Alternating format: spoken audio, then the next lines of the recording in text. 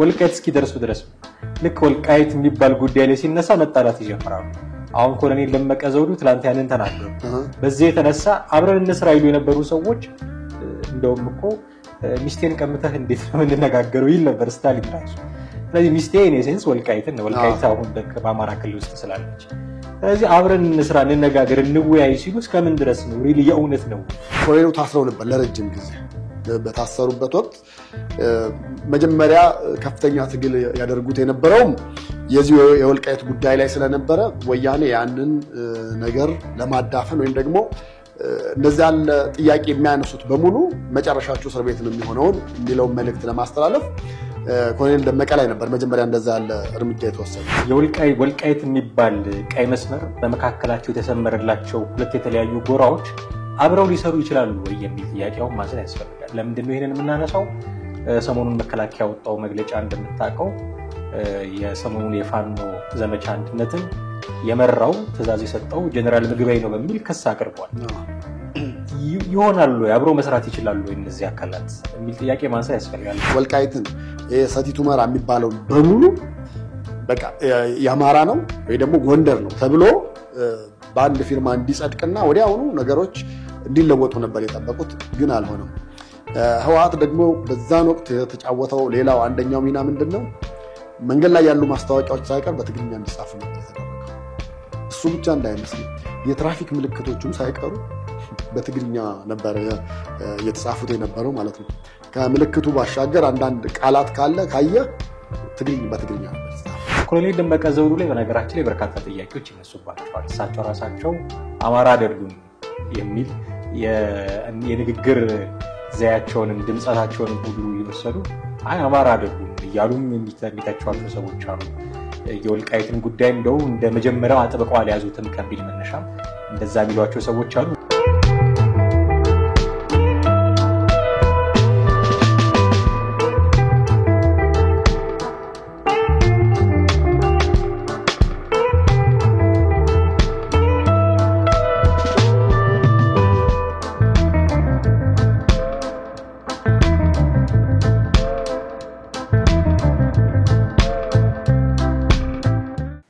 ሰላም እንዴት አላችሁ ውድ ቤተሰቦቻችን ሐመር ሚዲያን እየተከታተላችሁ ነው ቴድሮስ ካሳና ማደገፋ ወቅታዊ ፕሮግራማችንን ወደናንተ ለማድረስ እዚህ ተገናኝተናል በዛሬው ፕሮግራማችን ትኩረት የምናደርገው ወልቃይት አካባቢ ባለው ጉዳዮች ሆናል ኮሎኔል ደመቀ ዘውዱ በሁመራ የሚኖሩ የትግራይ ተወላጆችን ሰብስበው አናግረው ያስተላልፏቸው መልእክቶች አሉ ከዚህ ጋር ተያይዞ ጀነራል ምግበይና ፋኖ ደግሞ አንድ ላይ ይሰራሉ የሚሉትስ ጉዳይ አሁን ካሉት የወልቃይት ጉዳዮች ጋር ተያይዞ እንዴት ሊነሳ ይችላል የትግራይ ክልል የጸጥታ ምክር ቤትም ደግሞ የይቅርታ መጠየቅ አለብኝ የሚል ጉዳይ ማንስቷል እነዚህን ጉዳዮች ያነሳሳን ነው ቆይታ የምናደርገው እስከ ፕሮግራማችን ፍጻሜ ድረስ አብራችሁን ትቆዩ ዘንድ ያክብሮት ግብዣችን ነው ከኛ ጋር ሆኖ ቴዲ እንዴት ነው ሰላም ነው ሰላም አለን የወልቃይት ጉዳይ እንደገና አሁን መነሳት ጀምሯል ከሰሞኑ ኮሎኔል ደመቀ ዘውዱ መግቢያ ላይ ለማለት እንደሞከርኩት ከተለያዩ የትግራይ ተወላጆች ጋር በሁመራ ከሚኖሩ ሰቲት ሁመራ እንደዚህ የተባለ ይጠራል እዛ አካባቢ ከሚኖሩ ሰዎች ጋር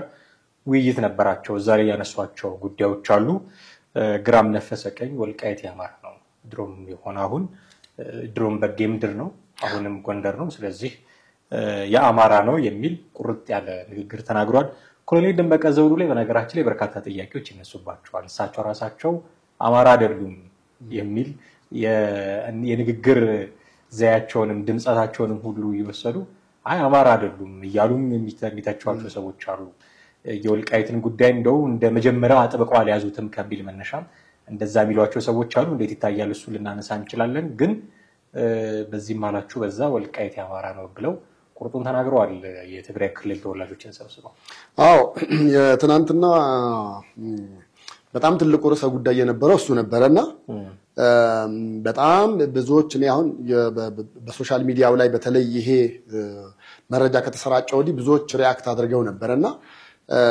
ወደ ኋላ መለስ ብለን እንግዲህ የኮሎኔል ደመቀን ሁኔታ ስናየው አንዳንዶች እንደሚሉት የእሳቸው ወደ ትግራይ የማድላት ወይ ደግሞ እንደው ሁመራና አካባቢው እንደዚሁ ደግሞ ወልቃይትን ጉዳይ ችላይ ማለት ነገር ነው ብዬ አላምንም እኔ ምክንያቱም ታስታውስ እንደሆነ ኮሎኔሉ ታስረው ነበር ለረጅም ጊዜ። በታሰሩበት ወቅት መጀመሪያ ከፍተኛ ትግል ያደርጉት የነበረው የዚህ የወልቃይት ጉዳይ ላይ ስለነበረ ወያኔ ያንን ነገር ለማዳፈን ወይም ደግሞ እንደዛ ያለ ጥያቄ የሚያነሱት በሙሉ መጨረሻቸው እስር ቤት ነው የሚሆነው የሚለው መልእክት ለማስተላለፍ ኮሎኔል ደመቀ ላይ ነበር መጀመሪያ እንደዛ ያለ እርምጃ የተወሰደው።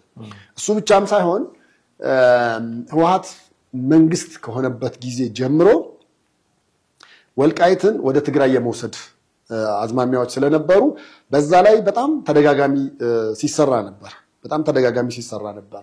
ያ ማለት ምንድነው? አንድ ነገር ደጋግመህ ውሸትን ስታወራው እውነት መስሎ የመታየት እድል አለው። ይሄ በእነ ሌኒን ዘመንም ያሉ ፖለቲከኞች ይጠቀሙበት የነበረው ነው። አንድ ነገር ውሸት ይሁን ግን ደጋግመህ ስታወራው እውነት ይመስላል ለብዙዎች። በዛ የተነሳ እንግዲህ ወልቃይት የትግራይ ናት ለማስባል ረጅም ርቀት ድረስ ነበር የሄዱት። በዛ ጉዳይ በተለይ በወልቃይት ጉዳይ ላይ ድምጽ የሚያሰሙ ታጋይነን የሚሉትን በሙሉ እንዳለ የማሰር እና ወደ ዘብጥያ ያመጣል ነበር በህወሓት በኩል ይወሰድ የነበረው እርምጃ። በተወሰነ ጊዜ እኔም የማስታውሰው አለ። ለምሳሌ ብዙ ጊዜ ሰሜን ጎንደር አካባቢ ያሉት በነገራችን ላይ ትግርኛም ተናጋሪ ስለሆኑ እንደገና ደግሞ በብዛት በብዙ ትግራዮች ላይ የምናያት እጅ ላይ የምትኖረዋን የመበጣት ምልክት ሰሜን ጎንደር አካባቢ ያሉ በብዛት ያደርጉት ነበር። እዛው ያው ባህል ጎረቤት ስትሆን እንግዲህ መወራረስ ነገር አለ። እና ብዙዎቹ የሰሜን ጎንደር ነዋሪ ብታገኘው አንደኛ ትግርኛ ይናገራል፣ ሁለተኛ ደግሞ እዚህ ላይ ምልክት ይኖረዋል። ስለሚኖረው እንግዲህ ትግርኛ ከተናገረ የዛን ባህል ቋንቋ ካራመደልህ እንደገና በዘልማት ደግሞ መናቃትን ምልክት ካየ ምንድነው ልትል የምትችለው? ዞሮ ትግራዋይ ነው ልትል የምትችለው። ስለዚህ አብዛኛው በባህል የመወራረስ ነገር ስለነበረ ትግራይ ናቸው ይባል ነበር። ኮሎኔል ደመቀንም ከዚህ አንፃር ይመስለኛል ትግራይ ናቸው ያላቸው አንደኛ። ሁለተኛ ደግሞ ነገሩን ከእስር እንደወጡ ቀጥታ ኢሹ እንዲሆን አላደረጉም፣ ወይ ደግሞ በጣም እሳት እንዲቀጣጠል አልፈለጉም። ነገሮችን በጸጥታ ይዞ ነገሮችን ቀስ ብሎ ስቴፕ ባይ ስቴፕ የማስኬድ አይነት ነገር ነው። ምክንያቱም ለረጅም ጊዜ ለብዙ ዘመናት ያንተ ነው ስትባል የነበርከው ባንዴ ማንነትን ተው ስትባል ከባድ ነው ሊሆን የሚችለው። በዛ የተነሳ ይመስለኛል ኮሎኔሉም ይሄን ለረጅም ጊዜ ይዘውት የቆዩት። እንግዲህ በዛ መሃል ብዙዎች ደግሞ ከለውጡ በኋላ ፈልገውት የነበረው ወልቃይትን ሰቲት ሁመራ የሚባለው በሙሉ በቃ ያማራ ነው ወይ ደግሞ ጎንደር ነው ተብሎ በአንድ ፊርማ እንዲጸድቅና ወዲያውኑ ነገሮች እንዲለወጡ ነበር የጠበቁት። ግን አልሆነም። ህወሓት ደግሞ በዛን ወቅት የተጫወተው ሌላው አንደኛው ሚና ምንድነው? መንገድ ላይ ያሉ ማስታወቂያዎች ሳይቀር በትግርኛ እንዲጻፉ ነበር የተደረገው። እሱ ብቻ እንዳይመስልም የትራፊክ ምልክቶቹም ሳይቀሩ በትግርኛ ነበር የተጻፉት የነበረው ማለት ነው። ከምልክቱ ባሻገር አንዳንድ ቃላት ካየ በትግርኛ ነበር የተጻፈው። ስለዚህ ህወሓት እነዚህን ሁሉ መስመሮች ተጉዟል። እሱ ምንድነው የረጅም ጊዜ ዓላማው መገንጠል ነበር። ሲገነጠል ደግሞ ሁመራን ይዞ ከተገነጠለ ያን የሰሊጥ ምርት ያንን እንግዲህ ኢትዮጵያ አንደኛ አለኝ ብላ የምትለው ወይም ደግሞ አዲስ አበባ ውስጥ የምታያቸው በጣም ትልልቅ ባለ ሀብቶች ሳይቀሩ ሰሊጥ ኤክስፖርት በማድረግ ላይ የተሰማሩ ናቸው። አንደኛ። ሁለተኛው ነገር ደግሞ አዜብ መስፍንን ጨምሮ ሌሎች ጉምቱ የሚሆኑ የህወሓት ባለስልጣናት በሙሉ የሰሊጥ መሬት ነበራቸው ወይ ደግሞ እዛ አካባቢ ሰፋፊ እርሻ ይዘዋል። አንዳንዶቹ እንደውም ለረጅም ዓመት ይዘው አላለማችሁም ተብለው ራሱ ተነጥቆ ለሌላው ታጋይ ወይ ለሌላ አመራር የተሰጠበት ጊዜ ሁሉ ነበር። እንግዲህ ይሄ ሁሉ ጉዞ ምንድነው? ትግራይን የመገንጠል ሐሳብ ስለነበረ ትግራይን ስትገነጥል አንደኛ ለም የሆነውን ወልቃይትን ትይዛለህ። ወልቃይትን ያስክ ማለት ደግሞ ሰቲት ሁመራን የሰሊጥ ምርት የሚመረትበትን ቦታ በሙሉ ወደ ትግራይ ከለልክ ወይ ደግሞ ትግራይ ይዘህ ሄድክ ማለት ነው። ነገር ግን እሱ አይደለም። አሁን ትናንትና ከትግራይ ተወላጆች ጋር በነበረው ውይይት በደርግ ጊዜ በጌምድር ተብሎ ይጠራ እንደነበረ ተሳታፊዎቹ ተናግረዋል። ታሪክንም ወደ ኋላ ብታገላብጥ በቃ እንግዲህ የቅርቡን ጊዜ ነው ደርግ ብለን ያልነው የቅርቡን ጊዜ ነው እንጂ በአፄ ኃይለ ሥላሴ ዘመነ መንግስትም ጎንደር እንደነበረ የጎንደርን ካልቸር ያካሂዱ እንደነበረ ባህል ያካሂዱ እንደነበረ ታውቋል። ከቋንቋውና ከምልክቱ በስተቀር ማለት ነው። ስለዚህ በደርግ ጊዜም በጌምድር ተብሎ ይጠራ ነበረ። ቦታነቱም ጎንደር እንደሆነ ራሳቸው የትግራይ ተወላጆች መስክረዋል። እና እኛ በሰላም አብረን መኖር ነው የምንፈልገው። የመሬቱ ጉዳይ አጣላንም፣ ሌላ ጉዳይ አጣላንም፣ በኢትዮጵያዊነት ግን አብረን እንኖር የሚል ድምዳሜ ላይ ነው የደረሱትና ኮሎኔሉ ደግሞ የተናገረው ነገር ነበረ።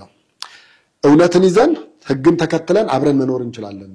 እውነትን ይዘን ህግን ተከትለን አብረን መኖር። እውነትን ይዘን ሲል እንግዲህ እውነታው ምንድነው? በጌምድር መሆኑ ወይ ደግሞ የአማራ ክልል ወልቃይት የአማራ ነው የሚለውን እውነት ይዘን ማለት ነው። እንደው ባይዋጥላችሁም በግድ ዋጡት አይነት ነገር እና ህግን ተከትለን ደግሞ ሲል ያው አሁን እንግዲህ ምናልባት ይሄ ነገር ፌደራል መንግስት አዲስ አጀንዳ ፈልጎ ካላነሳውና የወልቃይትን ጉዳይ እንደገና ወደ ኋላ ካልመለሰው በእነ ኮሎኔል ደመቀ አካሄድ ከሆነ በቀጥታ ወደ አማራ ተከልሎ ጉዳዩም በአጭር ጊዜ መፍትሄ መቋጫ ያገኛል ብዬ አስባለሁ። በነገራችን ላይ የወልቃይት ጠገዴ ሰቲት ሁመራ ዞን ምክትል አስተዳዳሪና የሰላምና ጸጥታ ቢሮ ኃላፊ ናቸው ኮሎኔሉ። ስለዚህ በዚህ አጋጣሚም ያው ይሄን ማወቅ ያስፈልጋል ብዬ ስላሰብኩ ነው ለተመልካቾቻችን። በቅድም ስለ ማንነታቸው ስናነሳ ነበር ስለ ኮሎኔል ደመቀ ዘውዱ አማራ አይደሉም እንደዚህ የሚሉ አንተም የዛ አካባቢ ያሉ ሰዎች ጠቅላይ ሚኒስትሩ ምክር ቤት ላይ ተናግረውታል። ወልቃይቴ ማለት የተንሻፈፈ አማርኛ የተንሻፈፈ ተወላገደ ትግርኛ የሚናገር ነው ወልቃይቴ ነው ብለው እንደውም የተለየ ማንነት ፈጠሩ እስኪባሉ ድረስ ያንን አይነት ተጽዕኖ እናይባቸዋለን ንግግራቸው። ራያም እንደዛው ነው በነገራችን እንደዛም ይባላል። እንደዚሁ ነው ጌታቸው ረዳው እንደ አይነት ጥያቄ እንሰባቸዋል። አማራ ናቸው ትግራይ ናቸው ነው እንደዚህ ነው። የምላበሳ ፈልጌ ነው የኮሎኔል ደመቀ ዘውዱ ጉዳይ ላይ አንድም ደግሞ እንደዚህ የወልቃይትን ጉዳይ የሚያቀነቅኑ የአማራነትን ጉዳይ የሚያቀነቅኑ ሰዎች ጀርባቸው እንዲሰጣቸው ያደረገው ፋኖ የሚታገልበት ዓላማ የለውም ምክንያት የለውም የሚል ነገር ስለተናገሩ በጣም መነጋገሪያ ነበር። ይሄን ነገር ባሉ ጊዜ አይ በቃ ድሮም አማራ ያልሆነ ሰው ዝም ብሎ ወልቃይት ይላል እንጂ ድሮም አማራ ያልሆነ ሰው ስለ ፋኖ ምን ጥሩ ነገር ይናገራል የሚል ነገር ማንስተው ስለነበረ እግረ መንገዴን ለዛ ነው የጠየቅኩልህ ነው። እንግዲህ የወልቃይት ጉዳይ ያለው የትግራይና የአማራ ክልል መሃል ላይ ነው። የትግራይ ክልልን በአሁኑ ሰዓት ከሞላ ጎደል ህወሓት ነው የሚያስተዳድረው ማለት እንችላለን። አቶ ጌታቸው ረዳ ለሕክምና ዱባይ ሄደዋል አልተመለሱም። በአጭር ቀንማ ከተመለሱ ለሕክምና ዱባይ ሄደዋል ጊዜያዊ አስተዳደሩ። እስካሁን ድረስ የትግራይ ክልል ጊዜያዊ መስተዳድር ፕሬዝዳንት ነህ ተብዬ አልተሾምኩም ብለዋል። የሚጠበቁት ጀነራል ታደሰ ወረደ ሆናሉ ተብሎ የሚጠበቁት ወደ አዲስ አበባ እንደመጡ ሰምተን ነበረ። ግን እንደም ማለን እንዲያ ህወሓት ነው እያስተዳደረ ያለው። ህወሓት ነው በነገራችን ላይ እሱ ብቻ ህወሓት ብቻ ሳይሆን ከለውጡ በኋላ ምን ተጀምሮ ነበር መሰለ የወልቃይት ጠገዴ አስመላሽ ኮሚቴ የሚባል በኮሚቴ ደረጃ የተቋቋመ ነበር። ልክ እነ ኮሎኔል ደመቀ ዘውዱ አይነት እነሱም እኮ ወልቃይት የማንነት አስመላሽ ኮሚቴ ወልቃይት ማንነት አስመላሽ ነበር የሚባሉት። አዎ እና አስታውሳለሁ እዚህ አዲስ አበባም ይንቀሳቀሱ ነበር እና በጣም ፈታኝ በሆነ እንቅስቃሴ ነበር ስብሰባቸውንም ሊያካሂዱ የሚችሉት። ጋዜጣዊ መግለጫቸው በጣም ተደጋጋሚ አዲስ አበባ ውስጥ ተሰርዟል። በጣም ተደጋጋሚ በቃ ጋዜጠኛ መጥቶ ሁሉ ነገር ካሜራ ከተጠመደ በኋላ ማንኛው ኃይል ያንን መግለጫ ጠምዝዞ እንደሚያስቀር አይታወቅም። ሁለቴ ሶስቴ በጣም ተደጋጋሚ ከዛም ቁጥር በላይ ቆሞባቸው ተቋርጦ ነበር። በዛ የተነሳ ምን ማድረግ ጀመሩ? ለሚዲያው በወረቀት መላክ ጀመሩ እና እነዚህ በተለይ በአስመላሽ ኮሚቴነት ያሉት በጣም ብዙ ጥቃት እንደደረሰባቸው አስታውሳለሁ። በጣም ብዙ ጥቃት በተለይ አዲስ አበባ ውስጥ ያሉት ባረፉበት ሆቴል ወይ ደግሞ በሚኖሩበት ቦታ አካባቢ ሳይቀር በጣም ከፍተኛ የሆነ ስቃይ ይደርስባቸው ነበር፣ ክትትል ይደረግባቸው እንደነበር አውቃለሁ። በጣም የሚገርመው ነገር ደግሞ ጠቅላይ ሚኒስትሩ አሉት እንዳልከው ማለት ነው የተንሻፈፈ አማርኛም ትግርኛም ስለሚጠቀሙ እኛ እንደውም መግለጫ ላይ መተው የተንሻፈፈ አማርኛ ሲጠቀሙ እንደ ህወሓት ደግሞ ቤት በኩል መጣ የራሱን ሰዎች ልኮ ወልቃይትን አስመላሽ የሚል ድራማ ጀመረ ወይ እስከ ማለት ደረጃ ደርሰን ነበር። እንግዲህ ያ ማለት ያው ሁለቱንም የሚወራረስ ነገር ስላለው ነውና ያም ሆነ ምናልባት እንግዲህ ይሄ የመጨረሻ የወልቃይት ጉዳይ መቋጫ የሚሆንበት ጊዜ ይመስለኛል እንደዛ ይሆናል ብዬ ተጠብቃለሁ እኔ አሁን ባለው ተቀባይነት ከቀጠለ በእርግጠኝነትም ከዚህ በኋላ የወልቃይት ጉዳይ በአራት ነጥብ ይዘጋል ብዬ አስባለሁ እና ምን ላነሳ ፈልጌ ነው እኔ ቴዲ ትግራይ ክልልን ያስተዳደረ ያለው ህወሓት ነው ወልቃይት አሁን ያለችው በአማራ ክልል ማለት እንችላለን ቴክኒካሊ ምክንያቱም ያስተዳደሩ ያሉት እነ ኮሎኔል ደመቀ ዘውዱ ናቸው ቀደም እንዳልከው ምክትል አስተዳዳሪ ነው የጸጥታ ዘርፍ ኃላፊ ናቸው ስለዚህ እሳቸው ደግሞ የአማራ ነው ወልቃይት የሚል ጉዳይ የሚያቀነቅኑ ሰው ናቸው ቴክኒካሊ አማራ ክልል ውስጥ ነው ያለው ማለት እንችላለን በዚህ ሁኔታ ወልቃይት የሚባል ቀይ መስመር በመካከላቸው የተሰመረላቸው ሁለት የተለያዩ ጎራዎች አብረው ሊሰሩ ይችላሉ ወይ የሚል ጥያቄው ማሰን ያስፈልጋል ለምንድን ነው ይሄንን የምናነሳው ሰሞኑን መከላከያ ወጣው መግለጫ እንደምታቀው የሰሞኑን የፋኖ ዘመቻ አንድነትን የመራው ተዛዝ የሰጠው ጀነራል ምግበይ ነው በሚል ክስ አቅርቧል ይሆናሉ አብረው መስራት ይችላሉ እነዚህ አካላት የሚል ጥያቄ ማንሳት ያስፈልጋል ምክንያቱም ሁለቱም አካላት ግራም ቀኝም ያሉት አካላት ወልቃይት ራያ የሚባሉ ሁለት አወዛጋቢ ምድሮች የሚለዩዋቸው ናቸው ተስማምቶ ሊስማሙ የሚችሉ አይደሉም ሁለቱም በቃ የኔ ነው ብለው ድርቅ ያለ አቋም ያዙ ናቸው እንደው ለማመቻመች እንኳን ሁለቱን አካላት ላስማማ ብትል የሆነ ማዕከላዊ መንገድ ማግኘት የምትችልበት ያለ ሁኔታ ያለ አልመሰለኝ በጣም ጽንፍ የወጣ አቋም በቃ ያማራ ነው የሚሉ እነዛኞቹም የትግራይ ነው የሚሉ እነዚህ ሁለት ጽንፍ ላይ የቆመ አቋምን ያዙ አካላት ሪሊ አንድ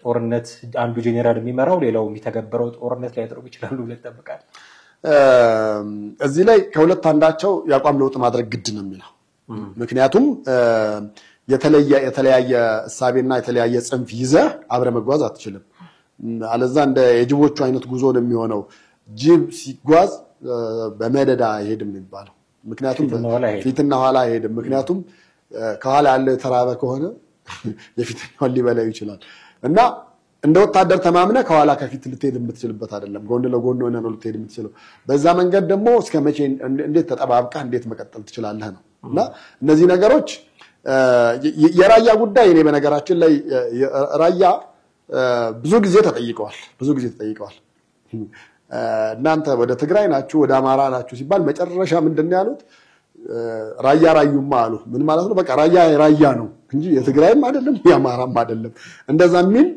ድምዳሜ ላይ እና መጨረሻ ላይ ነው የደረሱት በነገራችን ላይ ህወሓት ወይም ደግሞ ትግራይ ራያን የሚፈልገው ለመሬቱ ከዛ ለሚገኘው ሰብልና እንደዚሁ እንደው ካርታውን ለማስፋት ሰፊ ሀገር ነች ለመባል ካልሆነ በስተቀር ለራያዎች ጥሩ ምልከታ እንደሌላቸው ይታወቃል እውነቱን ለመናገር ጥሩ ምልከታ የላቸውም ወደ ውስጥ ስትገባ ወደ መንደር ውስጥ ገብተህ ያለውን ነገር ስታይ ልክ ኤርትራ ትግራይን አሳንሳታይ እንደነበረ እኛ የበላይነን ቴክኖሎጂ ያመጣነው እኛ ነን ፓስታ በሹካ መብላት ያስተማርነው እኛ ነን ብለው ኤርትራውያን እንደሚመጻደቁት ትግራዋይም እንደዚሁ ደግሞ በዛው ልክ በተለየ ኤሊቱና የፖለቲካው መንደር ውስጥ ያለው ስታየው ራያን በዛ ልክ ነው የሚያየው እኛ ነን የታገልነው እኛ ነን የሞትነው እኛ ነን ጀግኖቹ በእኛ ስር ተጠቃላችሁ ልትኖሩ ይገባል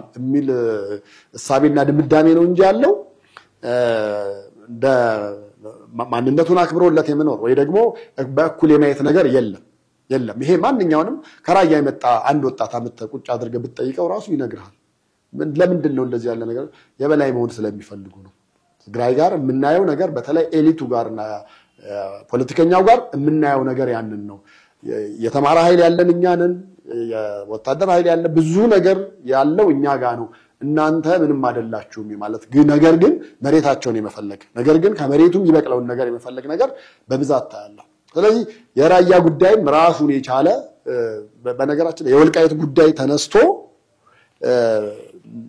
በዚህ ጉዳይ መቋጫ አግኝቶ ወደ አማራ ከመጣ የነገጣት የራያም ጉዳይ በዚሁ መልክ ስብሰባ ጠብቅ በዚሁ ሳምንት ተሰብስበው አንድ ነገር ላይ እንደሚደርሱ ምንም ጥርጥር የለም ምክንያቱም አንዱ ጋር የሚነሳው ነው አንደኛው ጋር የሚነሳው ከዛ በዘለለ ግን አብሮ መስራቱ ላይ እንግዲህ ጀነራል ምግበይ ምናልባት የህወሓትን ዓላማ እናራመዳለን ወይ ደግሞ የህወሓትን ማኒፌስቶን የምናስጨርሰው የሚል እሳቤ ኖሯቸው ካልተነሱ በስተቀር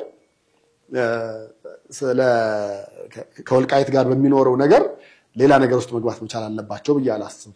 ራሳቸውን ክልላቸውን 20 ዓመት ነው እሳቸው አሁን በወታደራዊ ማዕረግ ውስጥ ኖር ያለው ምናምን ያሉት ማለት ነው። እና በጦርነት በጣም ብዙ አሳልፍ ያለው ነው ያሉት።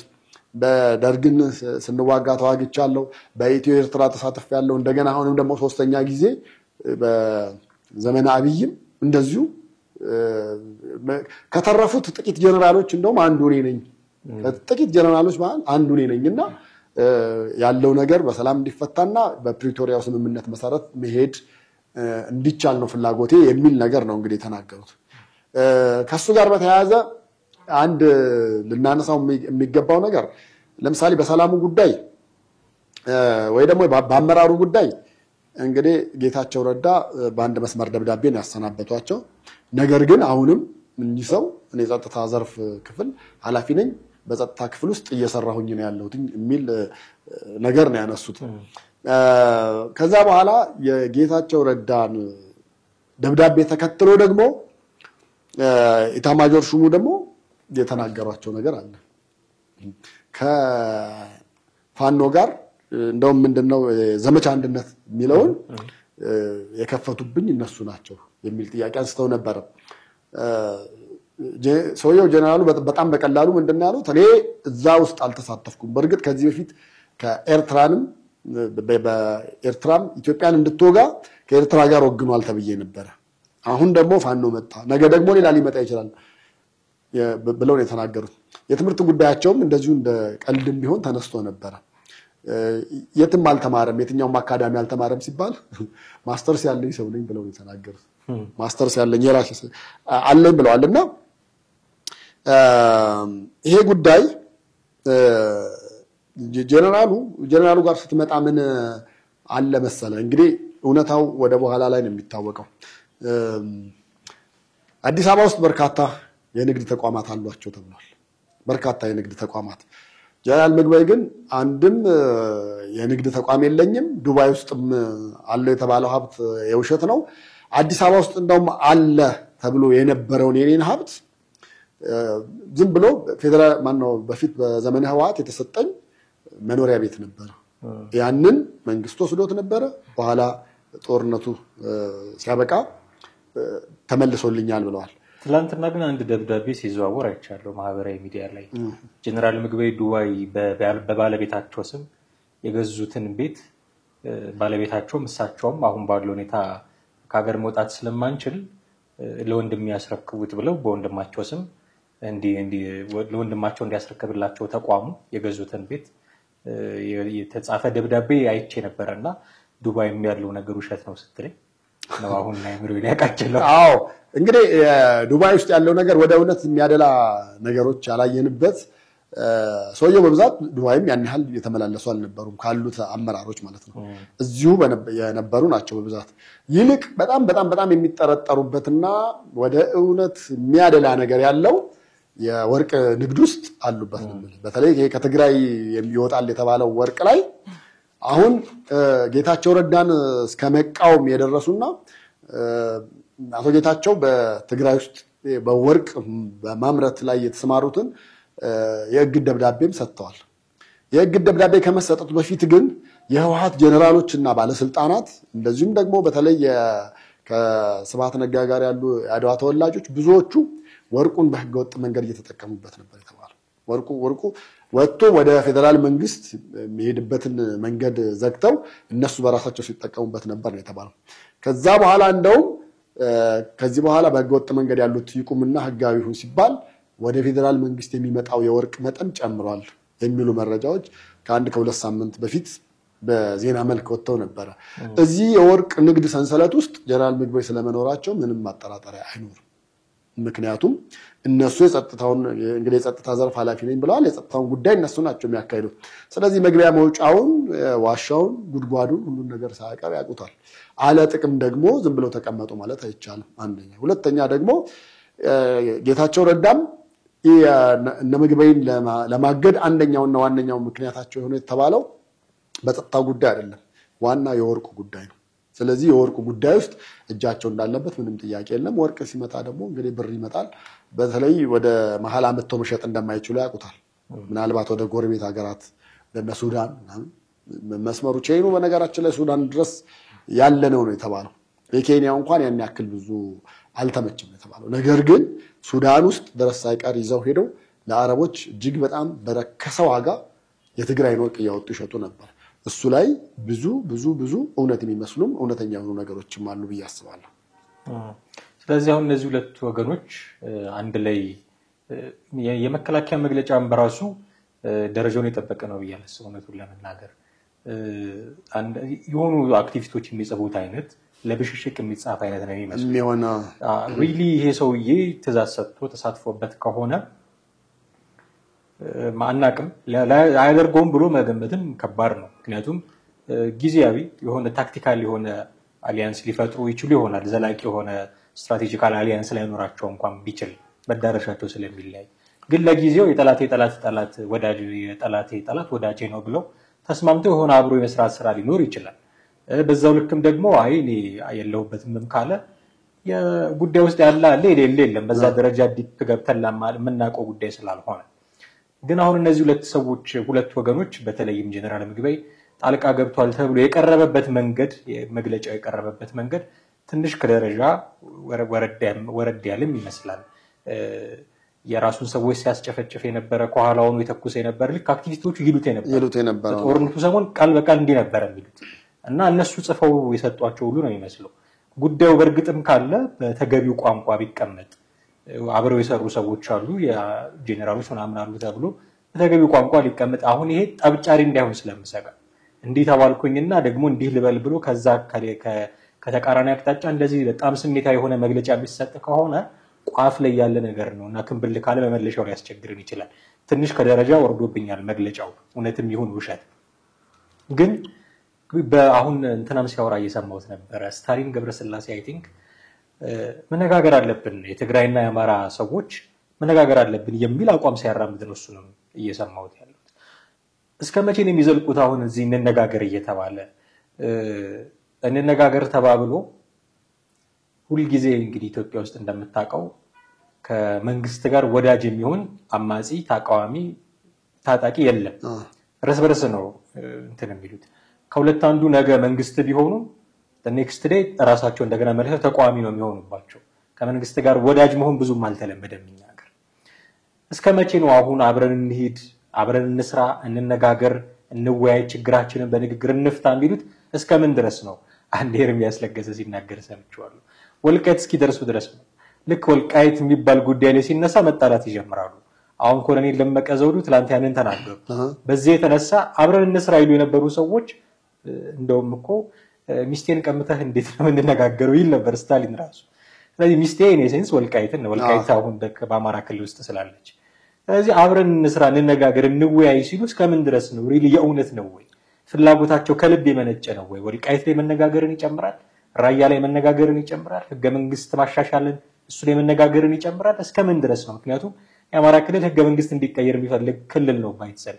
አሁን የፋኖ ጉዳይ ብቻ ሳይሆን ነብሳቸውን ይማርና አምባቸው መኮንን በድፍረት በአደባባይ የተናገሩት ንግግር ነው። የአማራ ክልል ህገ መንግስት ማሻሻያ ይፈልጋል ብሎ ተናግረዋል። አሁን እስር ቤት ናቸው አቶ ክርስቲያን ታደለ ጠቅላይ ሚኒስትሩ ፊት ነው ይሄንን ጥያቄ ያነሱት። የአማራ ህገ መንግስት እንዲሻሻል እንፈልጋለን የሚል ከሌሎች ክልሎች በጣም ከፍ ባለ ደረጃ አማራ ክልል ህገ መንግስት እንዲሻሻል ይፈልጋል።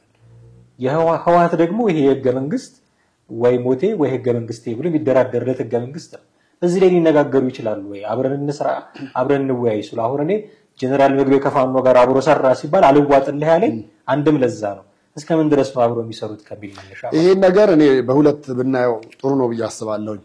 በነገራችን ላይ ካነሳው ላይቀር የህገ መንግስቱ መሻሻል የአማራ ክልል ብቻም አይደለም፣ ኦሮሚያም ያንን እንደማይፈልግ ይታወቃል። ሁሉም ክልሎች ሁሉም ከትግራይ ክልል ውጪ ከህወሓት ውጪ። ምክንያቱም ለመለያየታችን ምክንያት የሆነው ህገ መንግስቱ ውስጥ ያሉ ነገሮች ናቸው። ህገ መንግስቱ ብቻ አይደለም፣ ሰንደቅ ዓላማው ጉዳይ፣ የቋንቋ ጉዳይ፣ የክልል ጉዳይም ይሄ ክልል መባሉ ቀርቶ ክፍለ ሀገር ይሆንልኝ ኢቭን በጣም በቀላሉ በትንሽ እንኳን እኮ መኪኖቹን ተመልከት። መኪኖቹንም እኮ ክልል ተሰጥቷቸዋል። ብሔር አላቸው። አዎ አማራ እንግዲህ አስበው የአማራ ብለህ ኦሮ ብለህ ትግብ ለምናምን ለጥቃትም ሊያጋለጥ የሚችል አይነት ነገር ነውና ጠቅላይ ሚኒስትሩ በዚህ ጉዳይ አንድም ነገር እርምጃ ያልወሰዱትና በጣም ቸልተኝነት የታየባቸው ነገር በዚህ ጉዳይ ላይ ነው። በተለይ በህገ መንግስቱ ጉዳይ ነው። እኔም በጣም ተደጋጋሚ ወደ እሳቸው ጋር በተለያዩ መግለጫዎችም ይሁን በተለያዩ አጋጣሚዎች በገባንበት ወቅት የምናነሳው አንዱ ነገር ህገ መንግስቱ ነገር ነው። ብዙ ጊዜ ህገ መንግስቱን ታሻሽላላችሁ አታሻሽሉም እየተባለ ሲጠየቅ የህዝብ ፍላጎት ከሆነ እናሻሽለዋለን ነው። እሺ እስቲ ነገ ጧት ህገ መንግስቱ ይሻሻል የምትሉ ኑ መስቀል አደባባይ ወጡ ብየብል የወጣው ሰው በሰላም ይመለሳል? በዛው ልክ እኮ ሊመጣ የሚችለውንም ቀውስ ማወቅ ይሄን ነገር ኢኒሺዬቲቭ መውሰድ መቻል ያለበት መንግስት ነው። ምናልባት አንዳንዴ መንግስት ጋር የምታየው የፖለቲካ ጫወታ ቁማር አለ። የሆነ ታይም ላይ እንደሚፈለግ ካሜራ እንደሚፈለግ ካርታ ሊመዘው ሊያነሳው ይችላል። ያን ነገር እጠብቃለሁ አንዳንዴ። ምክንያቱም መንግስት የሆነ አጀንዳ ሲፈልግና ያን አጀንዳ አንተ ላይ መጣል ሲፈልግ አንድ የሚጠቀማት ሲስተም እንደነዚህ ያሉ ነገሮችን ያስቀምጥና ልክ የሆነ ሰዓት ላይ አጀንዳ ማንሳት ሲፈልግ የህገ መንግስቱን ጉዳይ ያነሳል። ወይ ጠቅላይ ሚኒስትሩ ተነስቶ ወይ ውጭ ጉዳይ ሚኒስትሩ ይመጣና ህገ መንግስቱ እንዲሻሻል አንዳንድ ለና ኢቢሲ አሳይመንት ሰጣቸዋል። ህገ መንግስቱ እንዲሻሻል አንዳንድ የህብረተሰብ ክፍሎች ጠየቁ ተብሎ አንዳንድ የአዲስ አበባ ነዋሪዎች ይባልና እነዚህ ከጀርባቸው መኪና እያለፈ የሆነ ዛፍ ስር ነው ሐሳብ ያነሳል። እነዚህ አንዳንድ የአዲስ አበባ ሰዎች ይታሉ ይላል እኮ ብዙ ሰውና ከዛ በኋላ አጀንዳ ይሆንና ይነሳል ይራገባል። በጣም ነገሩ ላይ ድረስ ጣራ እስከሚደርስ ድረስ እንዲነሳ መንግስት ያንን ሲስተም ሊጠቀምበት ይችላል። ህገ መንግስቱ የአማራ ብቻ ጥያቄ አይደለም ልልህ። በጣም ብዙ ጥያቄዎች ለምሳሌ እኮ የምክክር ኮሚሽኑ በየክልሉ በሄደበት ወቅት አብላጫው ጋር ሄደናል አብረን። በጣም ተደጋጋሚ የሚነሳው ጥያቄ የህገ መንግስቱ ጉዳይ ነው። ከዛ በመቀጠል የባንዲራው ጉዳይ ነው። ላይ ያለው መኮከቡ ነው አምባሻው የሚለው አንዳንዱ አምባሻው ይላል አንዳንዱ ኮከብ ይነሳ እሱን ነገር አንፈልገው የሚል ኢሉሚናቲ ናቸው የሚሉም ማለት እንደገና ደግሞ በአረንጓዴ ቢጫ ቀዩ ደግሞ ቶታሊ አንስማማም የሚል ደግሞ ሌላ የህብረተሰብ ክፍል ደግሞ አለ። እንዲለወጥ በነገራችን ላይ የኦነግን ተመልከት። አሁን የኦነግ ዛፉ አለ አይደል? ዛፉን ጨምረህ እንዳለ ስታው ሁሉም አረንጓዴ ቢጫ ቀይ እኮ ነው። ተመሳሳይ ቀለም ነው አቀማመጡ ዛፉ እንደዛ ካለ ተመሳሳይ ቀለም ነው። ቀለሙ ዞሮ ተመሳሳይ ነው። እቺ ሳይኮሎጂ ከምን እንደመነጨች ደግሞ ልናቀው ይገባል። ሌላ አይነት አዲስ ቀለም ብታመጣ ህብረተሰቡም አይቀበልም አልለመደውም። ለአይምሮም ለምኑም አዲስ ነው የሚሆነው። እንደገና አረንጓዴ ቢጫ ቀዩ ደግሞ ያለውን ትንታኔ ስትሰማና አድዋ ላይም የዘመተ መሆኑን ስትረዳ ሌሎች የአፍሪካ ሀገራት ሳይቀር እንደ ነፃነት አርማ አድርገው ያንን እየወሰዱ ያደረጉ ብዙ የአፍሪካ ሀገሮች ይጠቀሙታል። አየህ እነዚህ ሁሉ ነገሮች ስላሉ ኦነግ አሁን ከዛች ከአረንጓዴ ቢጫ ቀዩ መውጣት አይችልም። ከዛች ከወጣው የሚወክለው ኦርቶዶክስን ነው ብለው እንግዲህ አንዳንድ ታዲያ የእርሱ ባንዲራ ላይ የኦነግ ባንዲራ ላይ ያለው ቢጫ ምንድነው? እሱ ሌላ ነው። እንግዲህ ቢጫ ሁለት አይነት ይሄ ነው። ምሁራኖቻችንም እዚህ ድረስ ነው የሚያስቡት ነው የምልህ። በሰንደቅ ዓላማ ጉዳይ ያለ እሳቤ እኔ አንዴ ጊዮን ሆቴል ኢህአዴግ የገባ ሰሞን ነው መለስ ባለበት ነው ያው እሱ አጣጥሎት ጨርቅ ነው ምናምን ነገር ብሎ የጠራው ጊዜ የኦሮሞን ነው ኦነግን ወክለው የተገኙ ሰው የተናገሩት ነው። በጣም ብዙዎቹ ጭንቅላት ውስጥ መጥፎ ነገር ስለ ሰንደቅ ዓላማው ስለ አረንጓዴ ቢጫ ቀዩ እሳቤ እንዲኖር ያደረገው ሰውየው ምንድነው ያሉት? ይሄን ሰንደቅ ዓላማውን እያሳዩ ነው እየደበደቡን የገረፉንና ተገዥሁኑ ብለው ያሉን እና እሱን እያየን ስቃይ እያየን ያየነውን ሰንደቅ ዓላማ እንዴት ነው ተቀበሉ የምትሉን? ይሄ ትርክት ነው አገሪቱን እያጠፋን ምን እያለም ያለው። እንደዛ አይነት ነገር የለም። ወደ ነጥባችን ስንመጣ እነዚህ ሰዎች አብረው ሊሰሩ ላይሰሩ የሚችሉት የጨነቀው ርጉዝ ያገባል አይነት ነገር ነው። ስለዚህ በፊትም እኮ ደርግን እኮ መጣል ተፈልጎ አልነበረም አማራና ትግራይ አንድ ሆነው። ደርግን ያክል አገር ወዳድ የለም። ደርግን ያክል ለህዝቡ የሚጨነቅ የሚቆረቆር የለም። በዛው ልክ ግን ልጅ እየዘመተ ነውና ልጅ ጧሪ እንዳታጣ በሚል ፖለቲካ ተነስተው ነው ህወሓት የአማራን ክልል አልፎ ኢትዮጵያን እስከ መግዛት ይደረሰው። የአማራን ክልል አልፎ ነው ኢትዮጵያን ክልል አማራ ክልል ባያሳልፈው በየትም አያልፍም ነበር። ስለዚህ አሁንም ወደ ደም ጠላም ህወሓት ያቺን መስመር ለማለፍና ወደ መሃል ለመምጣት የአማራን ክልል መርገጥ ግዴታ ስለሆነ ወደደም ጠላም ከአማራ ትግል ጋር አብሮ ለመሄድ እግር ላይ ወድቆም ለምኖም ቢሆን ሊያደርገው ይችላል ብዬ ነው የማስበው። አማራጭ የለውማ። በየት ትሄዳለህ? በየት ታልፋለህ? ያ ነው ይሄ ነው መጨረሻው። አንድ ጉዳይ እናንሳ መውጫችን እንዲሆን ከዚሁ ከጀነራል ምግበይ ጉዳይ ጋር ተያይዞ የትግራይ ክልል ጸጥታው የጸጥታ ምክር ቤት ይቅርታ መጠየቅ እፈልጋለሁ ብሏል። መከላከያው ይቅርታ ይጠይቀኝ ብሏል።